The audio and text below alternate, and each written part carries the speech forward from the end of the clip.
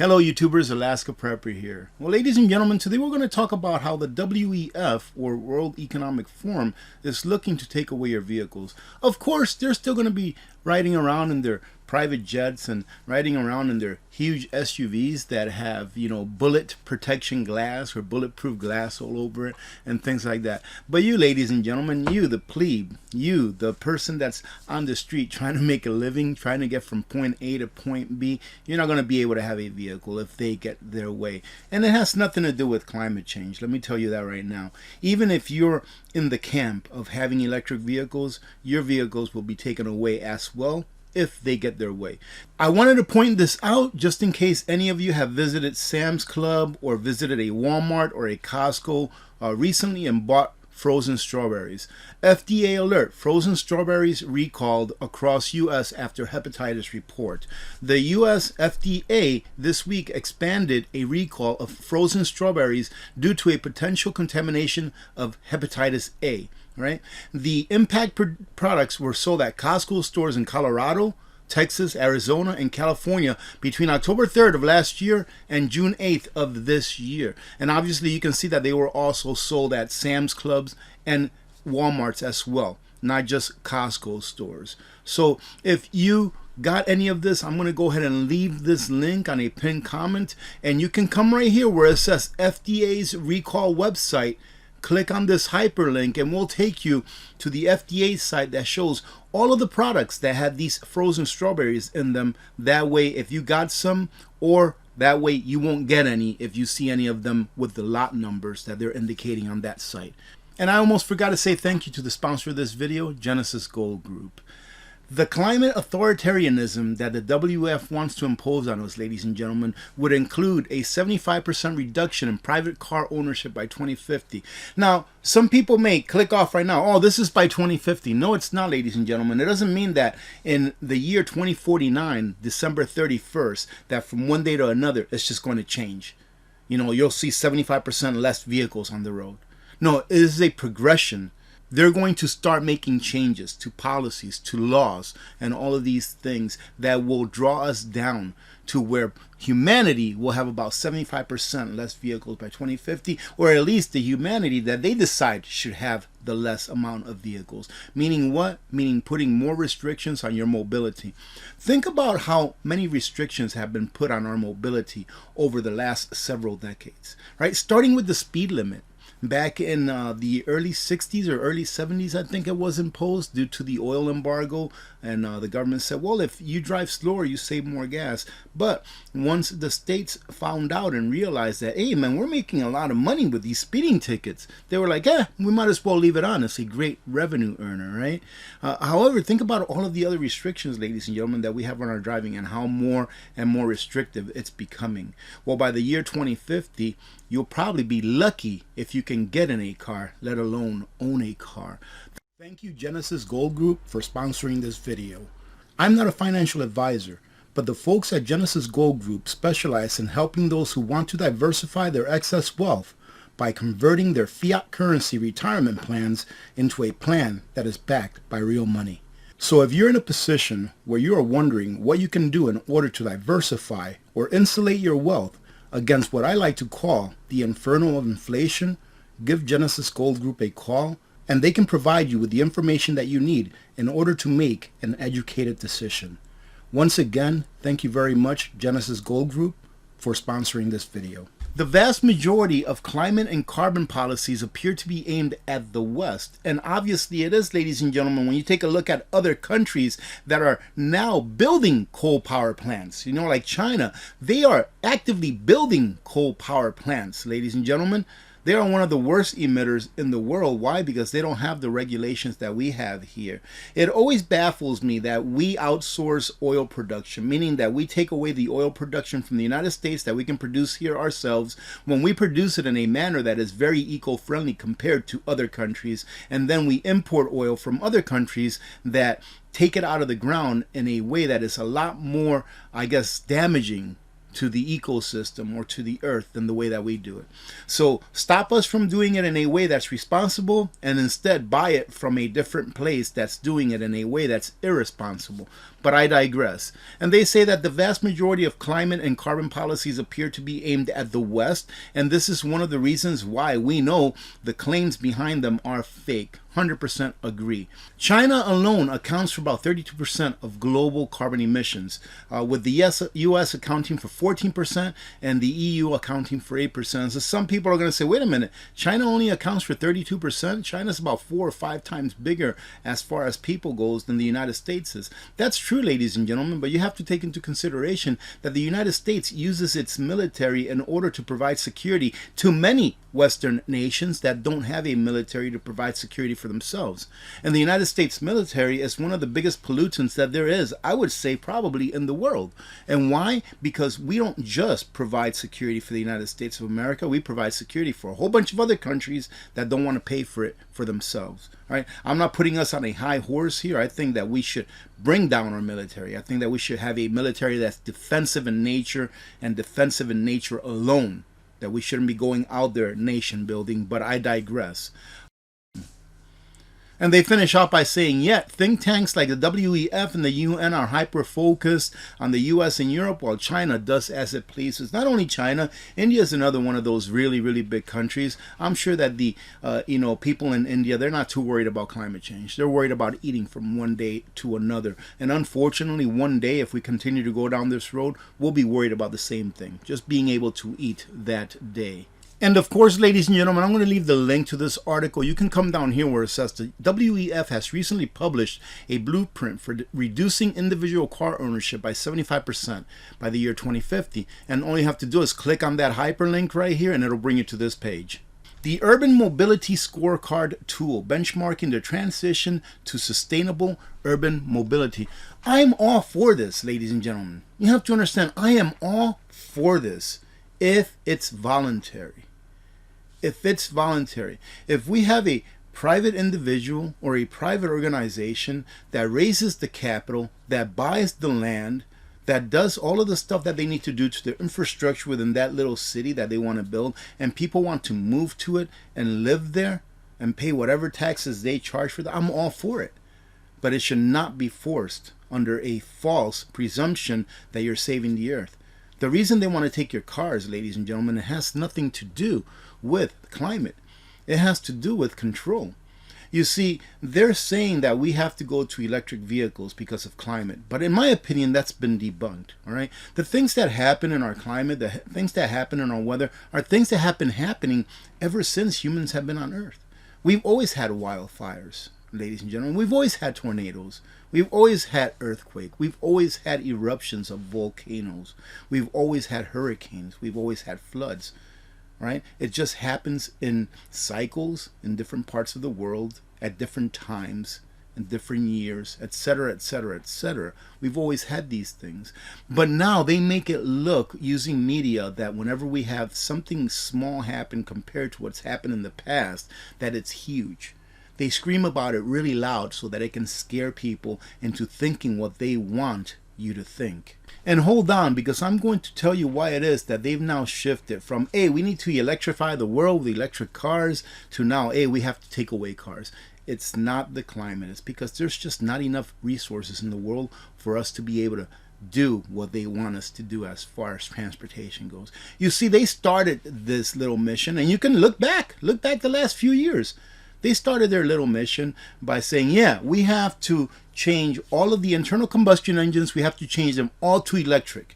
Right? And then people started questioning, how in the world are we going to go to all electric when the power grid can't even sustain what we have now? And we barely have any electric cars. Compared to internal combustion engines, we barely have no electric cars out on the roads, percentage-wise. Well, how in the world are we going to go all electric when we can't even handle what we have now? Right? And it's even deeper than that. It's not even just the infrastructure to sustain electric vehicles. That's the problem. Before we go to that, let me go ahead and just show you what it is that they have planned here. A very small clip. The cities of the future need to move more people with fewer, cleaner vehicles. Fewer, cleaner vehicles. They went from let's just change to electric vehicles to now fewer electric vehicles. Investment in electrification, public transport, and shared mobility is the solution. The solution for who, ladies and gentlemen? I like living where I live. I like living far away from town. I like being able to go to town whenever I want, as long as I can afford to put some gasoline in my vehicle. I like to have the ability to choose whether I want to get an electric vehicle. I think electric vehicles are really cool. I wouldn't mind getting an electric vehicle, right? Just to have fun with it. But I wouldn't want to get it in order to depend on it. I mean, I think an electric vehicle is really cool. If you have it completely charged, it's kind of like having a solar generator that you can hook up to your house, that you can draw energy from in case you ever have an outage and you have nowhere to go. You can actually use your vehicle as a portable solar generator or a portable battery supply for your home. So it's not that I don't think they're cool. I think the technology is really cool, except for those that burn up out of nowhere, all right? But I digress. But I like to have one, but I'm not willing to pay what they want for it, number one. And I don't want to rely on the power grid in order for me to be mobile. I want to be able to go where I want to go when I want to go. And the infrastructure just doesn't exist for electric vehicles in a manner that would be conducive with free travel, in my opinion. They say that by 2050, almost 70% of people will live in urban areas. And I love it when people say, this is not planned, AP. None of this has been planned. They're telling you right now what's going to happen by 2050. How is it not planned? Right? How is this not planned when they're telling you right now what's going to happen by 2050? But then you have people saying, well, this is not planned because we're talking about something that's happened today that's been going on for the last 10, 20 years. This was never planned. So what are you going to say in 2050 when you're living in a 200 square foot apartment with your family, not being able to drive it anywhere and eating crickets for dinner? That was never planned. That was never planned. But they're telling us right now what it is that they want to do. So they say that by 2050, 70% of people will be living in urban areas, with towns and cities expected to grow by 2.5 billion people over that period. In an increasingly urbanized world, delivering healthy, inclusive, sustainable, and vibrant cities is vital for both people and the planet. When it comes to achieving this vision for cities of the future, there is perhaps no sector more important than mobility. Ladies and gentlemen, all they said right here is that they want to freaking have you living like cockroaches. That's what they're saying right here. But I guarantee you that the people that impose these dreams on us, this is their dream for us. The people that impose these things on us, they're not going to be living in a 200 square foot area. They're not going to be told what they can eat, when they can eat, how much of their money they can spend, if they can even make money that day. Right, because by 2050, I would imagine that if we continue to go down the same road that we're going, it's going to be all digitized. We'll have a digitized future where you won't have a choice whether you want to live in an urban area or not. And that's what it's all about. It's about choice. Now let's go to the reason why it is impossible that we will be able to electrify the world as they want it. It's impossible. That's why now they're changing course to, yeah, we need to go to all electric everything, to now, hey, wait a minute. Yeah, we still need to go to all electric, but we can't really go to all electric vehicles, so you're not going to be able to have a vehicle. How U.S. transition to electric cars threaten environmental havoc. And this is not really about the environment, but I just picked a little clip out of this, or a little section out of this article. Recognizing the harms of white gold. It's the lithium. It's the metals that we need in order to electrify our future. They're not going to be around. We don't have enough of them. And lithium is one of them. Now take a look at this. Now, if this is all about the climate, ladies and gentlemen, if this is all about saving the earth, and keeping the earth from being mined to death, like some people are saying now, then why are they going to electrify the earth when it's so harmful to the earth itself? The global demand for lithium, also known as white gold, is predicted to rise over 40 times by 2040. Driven predominantly by the shift to electric vehicles. Do you know how harmful it is to mine lithium? Do you know where lithium is mined? I'm not saying that we don't need it. I think that we do, but I think that you can do it in a more responsible manner than the way that it is now, right? Using child labor and such, and the conditions under which it's done. Do they care about that? Do they care that lithium mining is going to go up over 40 times in the next 15, 17 years? No, ladies and gentlemen, because it's not about the environment, right? Get that through your head. It's not about the environment. there will not be enough resources for us to be able to produce the things that they want us to have in order to electrify the world, right? In order to control us, in other words, right? And lithium is just one of many. But the second one that I want to talk about is silver. Take a look at this. We're only talking about electric cars here and solar panels. The automotive industry uses 55 million ounces of silver annually, and that number is expected to rise to 90 million ounces in 2025. 56% of all silver consumption is used in green technologies, including electric cars and solar panels. One electric car uses roughly 1 to 2 ounces of silver in comparison to just a regular car that uses about just shy of 1 ounce or so. Is there silver in electric car batteries? Yes, even in batteries, there's silver, ladies and gentlemen. Silver is a precious metal known for its electrical and thermal conductivity, making it a perfect material and a component of a car battery. Silver is also non-toxic, hypoallergenic, which makes the perfect use in green industries. Not only that, it makes the perfect use for medical equipment. It makes the perfect use for putting silver powder in socks, all right, so that it can be a micro or antimicrobial. Ladies and gentlemen, silver is the second most used commodity in the entire world behind oil. How much silver is in the world? How much silver is in the world above ground, ladies and gentlemen? Roughly about 3 billion ounces above ground. All right, so we have about 3 billion ounces of silver above ground. So if you're one of those lucky people that owns around an ounce of silver or so, right now if you own 1 ounce of silver, you own more silver than what everyone in the world could have if it was evenly or equally distributed. All right, 3 billion ounces divided by 8 billion people, less than 1/2 ounce per person if it was evenly distributed.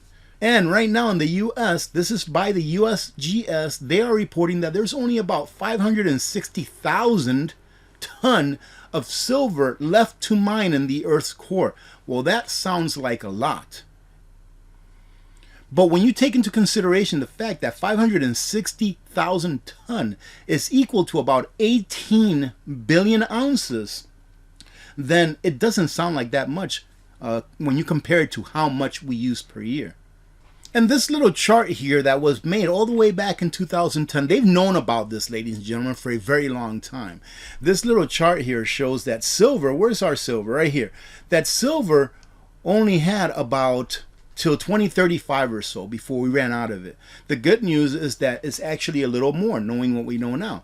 So let me go ahead and break down the numbers for you. All right. So 530,000 ton is equal to about 18 billion ounces. Right now, there's about 3 billion ounces of silver above ground. That's 21 billion ounces, ladies and gentlemen. Now, do your own research and go and find out how much silver is consumed every year, as far as everything goes, right? As far as electronics, as far as manufacturing, as far as people hoarding it, you know, like people like us that know real value when they see it, as far as everything. I do believe that last year we had about 1.1 or 1.2 billion ounces of silver used. So if we have 18 billion, let me take out my handy dandy calculator. Here it is, right here.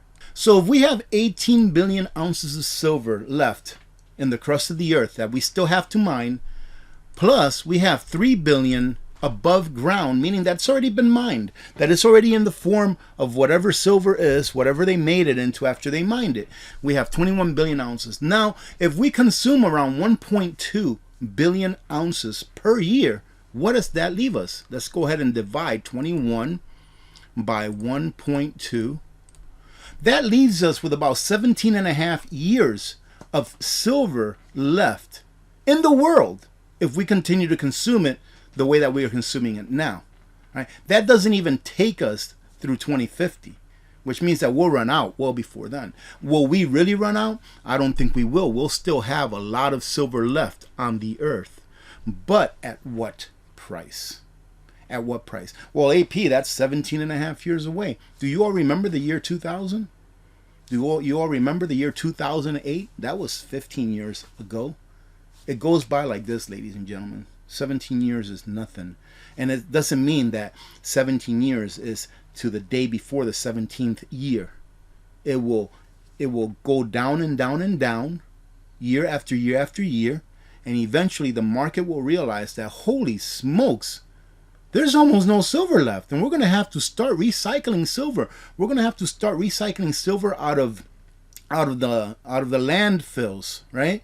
They're going to have to actually take, trucks out there and get garbage and put it through a process that actually extracts silver, because a lot of the silver that we mine every year ends up in landfills, because silver is used in it's such an efficient metal, silver is, that it can be used in very, very small amounts.